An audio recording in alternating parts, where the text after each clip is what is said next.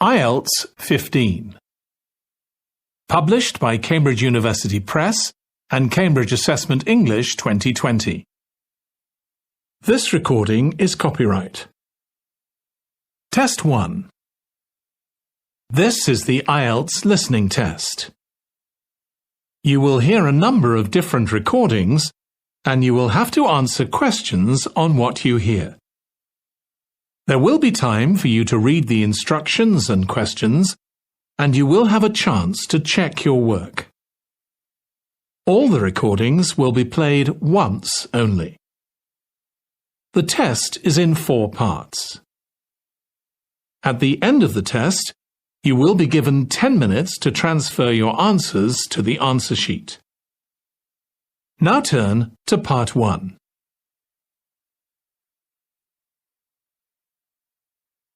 Part 1. You will hear a woman phoning a friend to get information about a job agency. Hello, William. This is Amber. You said to phone if I wanted to get more information about the job agency you mentioned. Is now a good time? Hi, Amber. Yes, fine. So the agency I was talking about is called Bankside. They're based in Docklands. I can tell you the address now, 497 East Side. OK, thanks. So is there anyone in particular I should speak to there? The agent I always deal with is called Becky Jameson. Let me write that down. Becky... Jameson. Jameson.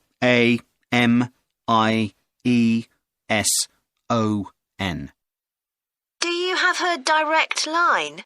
Yes, it's in my contacts somewhere. Right, here we are. 07866 510 333. I wouldn't call her until the afternoon if I were you. She's always really busy in the morning trying to fill last-minute vacancies. She's really helpful and friendly, so I'm sure it would be worth getting in touch with her for an informal chat. It's mainly clerical and admin jobs they deal with, isn't it? That's right. I know you're hoping to find a full-time job in the media eventually, but Becky mostly recruits temporary staff for the finance sector, which will look good on your CV, and generally pays better too. Yeah, I'm just a bit worried because I don't have much office experience. I wouldn't worry. They'll probably start you as a receptionist or something like that. So what's important for that kind of job isn't so much having business skills or knowing lots of different computer systems, it's communication that really matters, so you'd be fine there. And you'll pick up office skills really quickly on the job. It's not that complicated. OK, good. So how long do people generally need temporary staff for? It would be great if I could get something lasting at least a month. That shouldn't be too difficult. But you're more likely to be offered something for a week at first, which might get extended. It's unusual to be sent somewhere for just a day or two. Right. I've heard the pay isn't too bad. Better than working in a shop or a restaurant. Oh, yes, definitely. The hourly rate is about £10, $11 if you're lucky. That's pretty good. I was only expecting to get £8 or £9 an hour. Before you hear the rest of the conversation, you have some time to look at questions 6 to 10.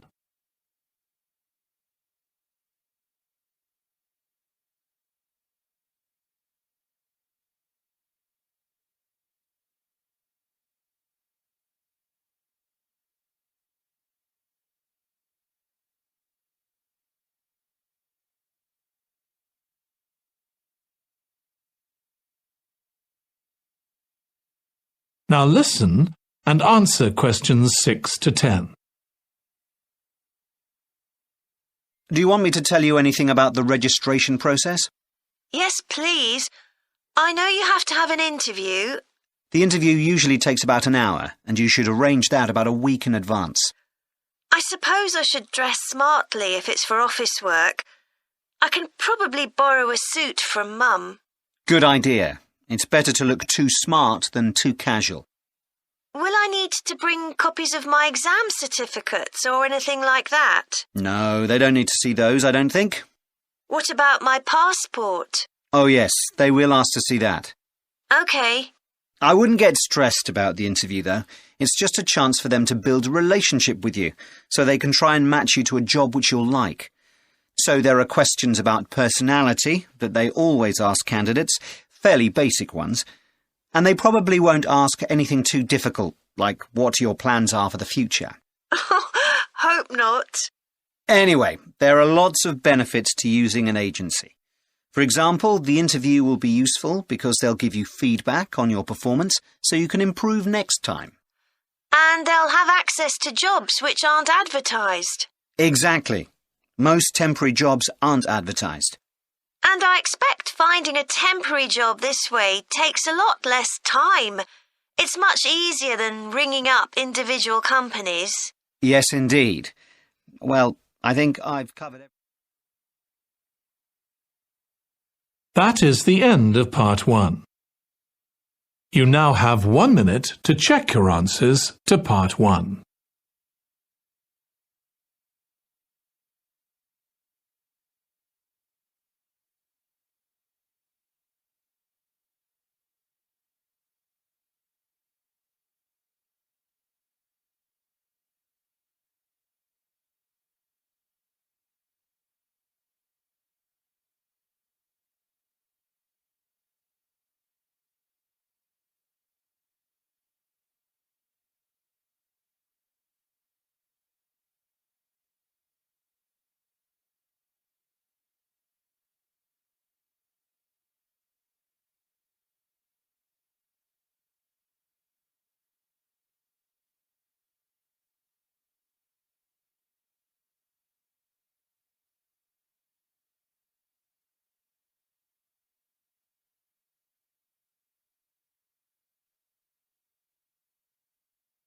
Part 2. You will hear a woman giving a presentation about a holiday on an island in Britain that her company organises. First, you have some time to look at questions 11 to 14.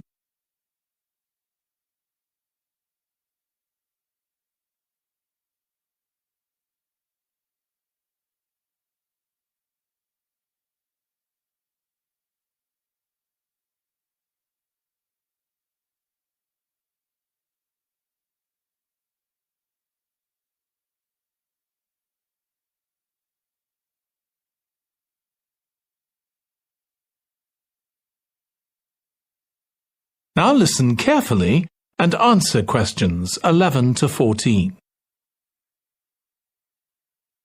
Good morning. My name's Erica Matthews, and I'm the owner of Matthews Island Holidays, a company set up by my parents. Thank you for coming to this presentation, in which I hope to interest you in what we have to offer. We're a small family-run company, and we believe in the importance of the personal touch. So we don't aim to compete with other companies on the number of customers. What we do is build on our many years' experience, more than almost any other rail holiday company, to ensure we provide perfect holidays in a small number of destinations, which we've got to know extremely well. I'll start with our 6-day Isle of Man holiday. This is a fascinating island in the Irish Sea, with Wales to the south, England to the east, Scotland to the north, and Northern Ireland to the west. Our holiday starts in Heysham, where your tour manager will meet you. Then you'll travel by ferry to the Isle of Man. Some people prefer to fly from Luton instead, and another popular option is to go by train to Liverpool and take a ferry from there. You have 5 nights in the hotel, and the price covers 5 breakfasts and dinners, and lunch on the 3 days when there are organised trips. Day 4 is free, and most people have lunch in a cafe or restaurant in Douglas. The price of the holiday includes the ferry to the Isle of Man, all travel on the island, the hotel, and the meals I've mentioned. Incidentally, we try to make booking our holidays as simple and fair as possible, so unlike with many companies, the price is the same whether you book 6 months in advance or at the last minute, and there's no supplement for single rooms in hotels. If you make a booking, then need to change the start date, for example because of illness, you're welcome to change to an alternative date or a different tour for a small administrative fee. Before you hear the rest of the talk, you have some time to look at questions 15 to 20.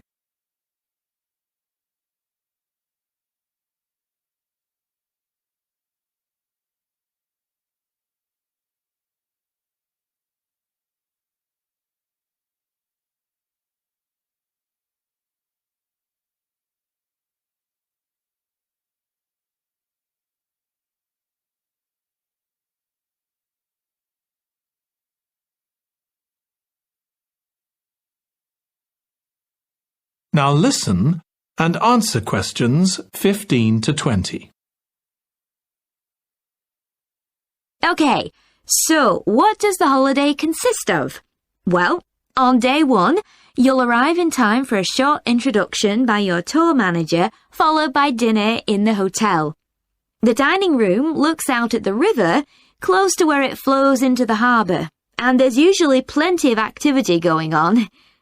On day 2, you'll take the coach to the small town of Peel, on the way calling in at the Tynwald exhibition. The Isle of Man isn't part of the United Kingdom, and it has its own parliament called Tynwald. It's claimed that this is the world's oldest parliament that's still functioning, and that it dates back to 979. However, the earliest surviving reference to it is from 1422, so perhaps it isn't quite as old as it claims. Day 3, we have a trip to the mountain Snaefell.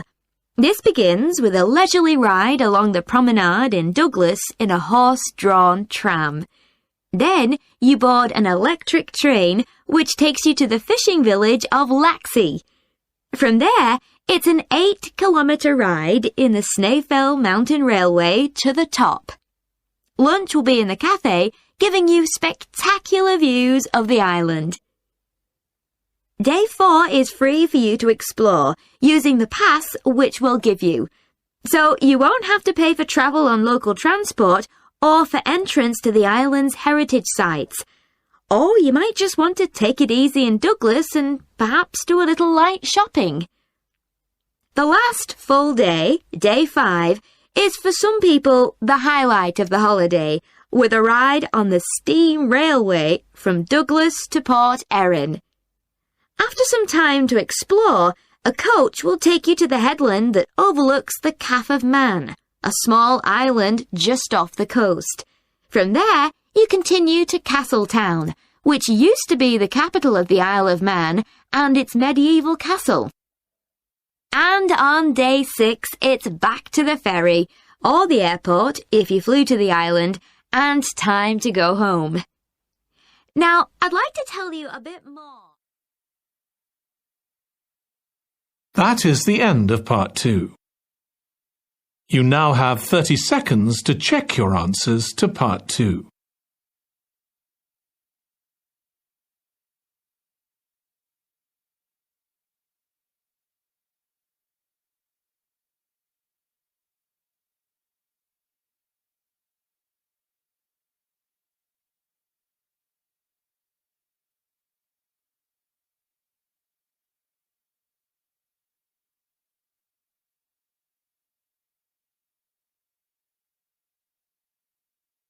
Part 3.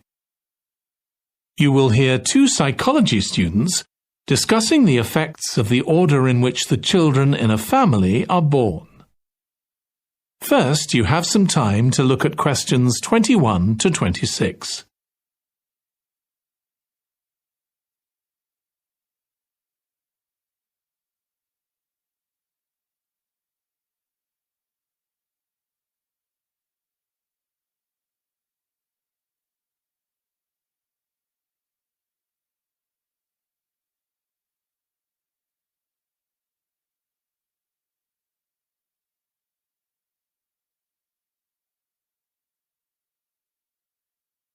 Now listen carefully and answer questions 21 to 26. Ed, How are you getting on with the reading for our presentation next week? Well, OK, Ruth, but there's so much of it. I know. I hadn't realised birth order was such a popular area of research. But the stuff on birth order and personality is mostly unreliable. From what I've been reading, a lot of the claims about how your position in the family determines certain personality traits are just stereotypes, with no robust evidence to support them. OK, but that's an interesting point. We could start by outlining what previous research has shown. There are studies going back over 100 years. Yeah, so we could just run through some of the typical traits. Like the consensus seems to be that oldest children are generally less well-adjusted because they never get over the arrival of a younger sibling. Right, but on a positive note, some studies claim that they were thought to be good at nurturing. Certainly in the past, when people had large families, they would have been expected to look after the younger ones. There isn't such a clear picture for middle children, but one trait that a lot of the studies mention is that they are easier to get on with than older or younger siblings. Generally eager to please and helpful, although that's certainly not accurate as far as my family goes. My middle brother was a nightmare, always causing fights and envious of whatever I had. As I said, none of this seems to relate to my own experience. I'm the youngest in my family, and I don't recognise myself in any of the studies I've read about. I'm supposed to have been a sociable and confident child who made friends easily, but I was actually terribly shy. Really? That's funny.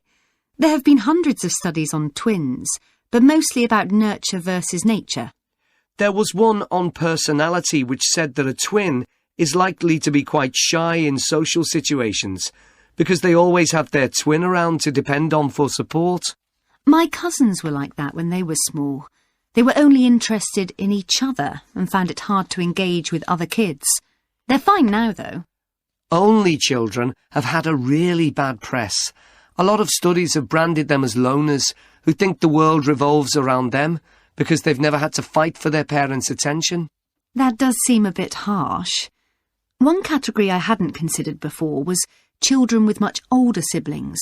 A couple of studies mentioned that these children grow up more quickly and are expected to do basic things for themselves, like getting dressed. I can see how that might be true, although I expect they're sometimes the exact opposite, playing the baby role and clamouring for special treatment. Before you hear the rest of the discussion, you have some time to look at questions 27 to 30.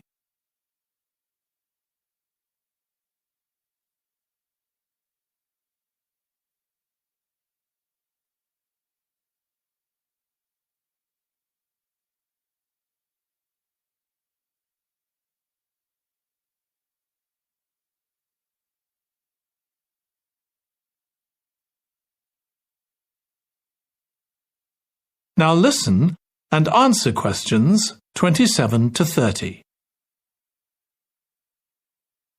What was the problem with most of these studies, do you think?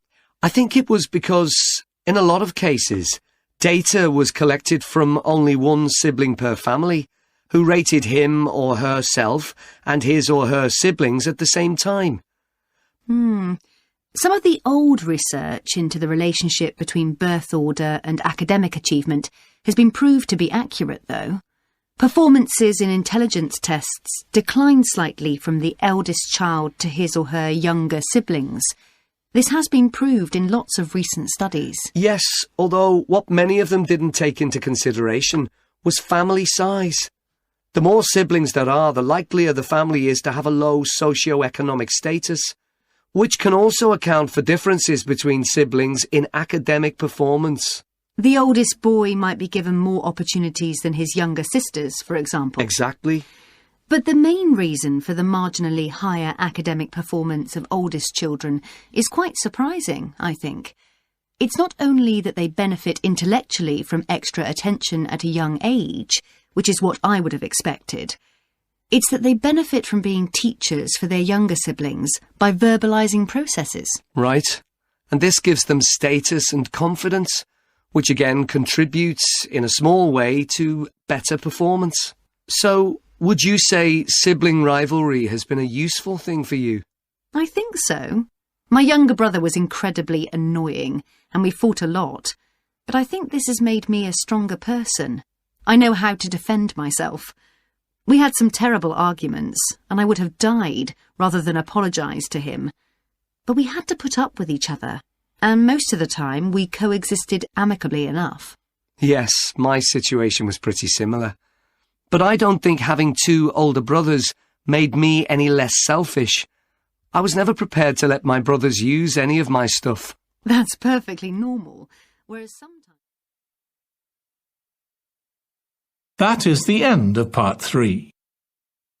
You now have 30 seconds to check your answers to part 3.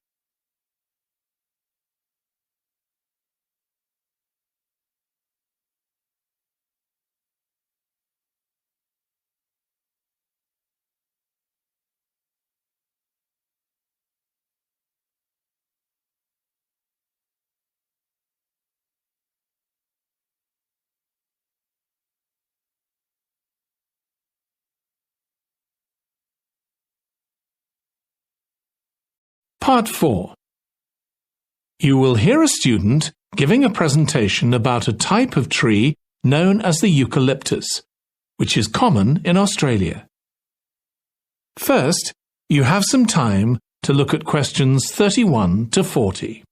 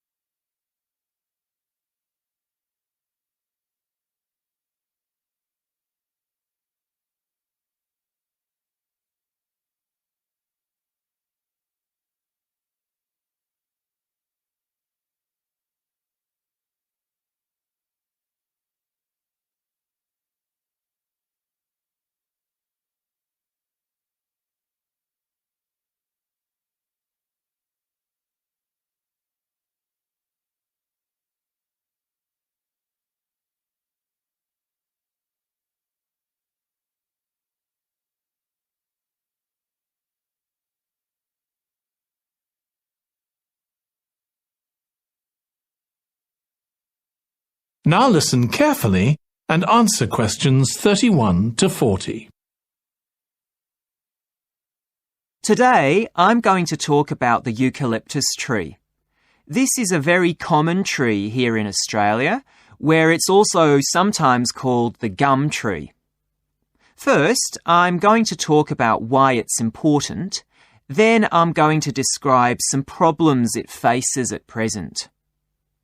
Right. Well, the eucalyptus tree is an important tree for lots of reasons. For example, it gives shelter to creatures like birds and bats, and these and other species also depend on it for food, particularly the nectar from its flowers. So it supports biodiversity. It's useful to us humans too, because we can kill germs with a disinfectant made from oil extracted from eucalyptus leaves.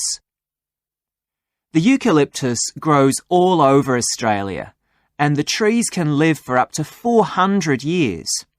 So it's alarming that all across the country, numbers of eucalyptus are falling because the trees are dying off prematurely. So, what are the reasons for this? One possible reason is disease. As far back as the 1970s, the trees started getting a disease called Mundula yellows. The tree's leaves would gradually turn yellow, then the tree would die. It wasn't until 2004 that they found the cause of the problem was lime, or calcium hydroxide, to give it its proper chemical name, which was being used in the construction of roads. The lime was being washed away into the ground and affecting the roots of the eucalyptus trees nearby. What it was doing was preventing the trees from sucking up the iron they needed for healthy growth. When this was injected back into the affected trees, they immediately recovered. But this problem only affected a relatively small number of trees. By 2000, huge numbers of eucalyptus were dying along Australia's east coast of a disease known as bell miner-associated dieback. The bell miner is a bird, and the disease seems to be common where there are high populations of bell miners. Again, it's the leaves of the trees that are affected. What happens is that insects settle on the leaves and eat their way round them, destroying them as they go, and at the same time they secrete a solution which has sugar in it. The bell miner birds really like this solution, and in order to get as much as possible, they keep away other creatures that might try to get it. So these birds and insects flourish at the expense of other species, and eventually so much damage is done to the leaves that the tree dies.